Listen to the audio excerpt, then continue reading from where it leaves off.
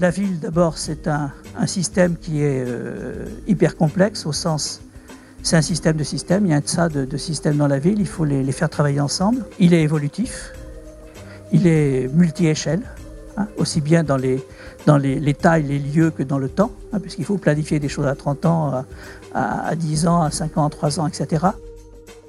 La ville, c'est pas juste des bâtiments, un tramway, une déchetterie et puis l'énergie.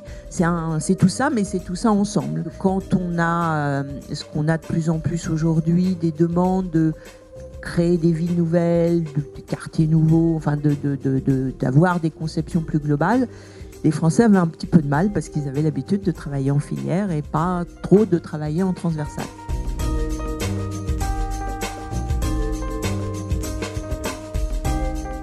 On ne peut pas dire la ville dans 30 ans sera comme ça. Hein, c'est trop complexe. On peut dire que les fonctions de la ville vont se transformer. Il faut que ces fonctions elles soient adaptatives.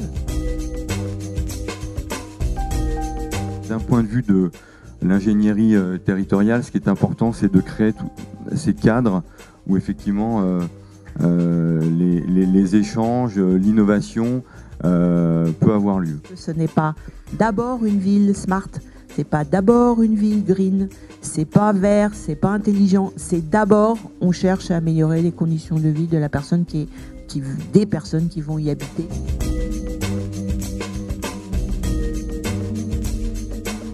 On a constaté que beaucoup de collectivités étaient déjà lancées à pleine vitesse dans cette transformation du numérique. En 15 ans, il s'est passé une transformation, donc une mutation extraordinaire. Mutation, pourquoi pour moi? Parce qu'elle s'inscrit dans une pression environnementale. Et cette pression, elle est économique, ça a été rappelé, elle est écologique. Et le numérique est un élément de cette pression environnementale. Et comme c'est de plus en plus fort, quand dans tout système biologique, ça force à la mutation.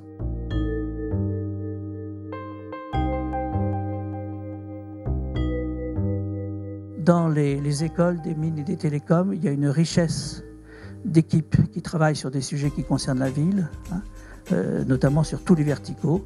Hein, vous posez des problèmes de qualité de l'air, vous avez au moins deux équipes dans l'Institut Mines Télécom qui travaillent, une à Douai, peut-être une autre à Alès, etc.